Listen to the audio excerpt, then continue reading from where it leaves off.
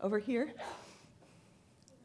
Yes, I just wanted to know what was the most serious threat you got from the government? From the government, I've been asked at times by the CIA not to publish things, and I suppose we felt a little bit of peril at the New Yorker, but it's an amazing staff of editors and lawyers there. And we, for instance, published the name of someone who they asked us not to. It was not an undercover person, but it was someone who they said whose life might have been in danger if we published it. And so there was a very heated exchange over this. We decided to go with exposing the officer because he, first of all, had put his own name out in promotional material in some ways, so it wasn't the biggest secret in the world, even though it would appear in a different context in this story. But he, as far as my reporting was able to show, appeared to have tortured somebody to death. And I felt it was important for there to be some kind of accountability and not to use national security reasons for him to hide behind the kind of accountability that we require in our system. So it was interesting. I went to his house. I wanted to speak to him about it before we published it. And I wanted to be able to show that people who do things like that, people who end up, torturing a detainee, are not necessarily somebody that's completely alien, but he was actually a family man with a nice suburban house whose kids played in sports games, who'd been stuck in a very scared and scary position. And I thought it was important to sort of show the larger dynamics of what happens when the government puts employees in a program where they might end up doing the wrong thing because they put so much pressure on them. So in order to tell a story, I wanted to name him, and we did, and we didn't. There were no repercussions, though he was really angry about it. But anyway, the government wasn't happy about it, but we went ahead with it. So. No threats? No threats. I mean, the most threatening story I have written in a way is not about a government figure. It was the story I did about a couple of billionaires who fund politics, the Koch brothers, and.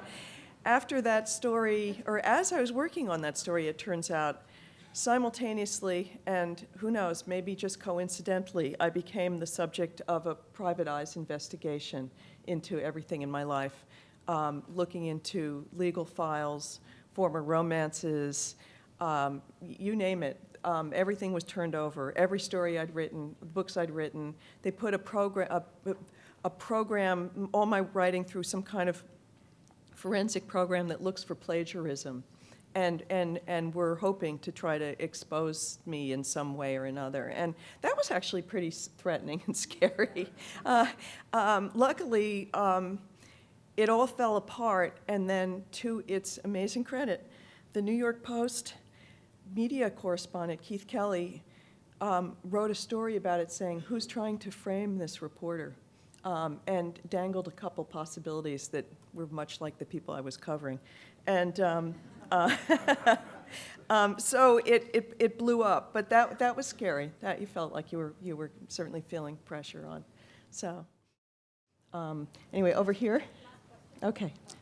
Thank you for your comments. I wondered if you could talk a little bit about private intimidation. You talked a lot about the government intimidating you, and you mentioned just briefly about the billionaire brothers. Is that a new, and in some ways, I mean, if you get sent to jail, you get sent to jail, and then the entire country is up in arms, and we all support you. But if you get destroyed and your credibility destroyed, then you're lost as a voice, and everybody says, oh, well, it was somebody who plagiarized, or it was somebody controversial, that controversial author says blah, blah, blah, and we can dismiss it. Could you talk about that, please? Yeah, I mean, I think it's something that all reporters have to be pretty mindful of now in an age when there is in every email conversation you have, there's a track record. There's a written record of when you try to get an interview with somebody. You have to, I think, always conduct yourself carefully as if you're in public when you're dealing with professional things, even your reporting, and not just be careful about things like acting responsibly, so you don't give people fodder to take you down, basically. It makes it a little less fun, but I'd say it's still, to end with Izzy Stone, probably the most fun kind of life you could have. It's the most interesting, and I think, he said famously that if he had any more fun, he'd have to be arrested. So I feel the same way.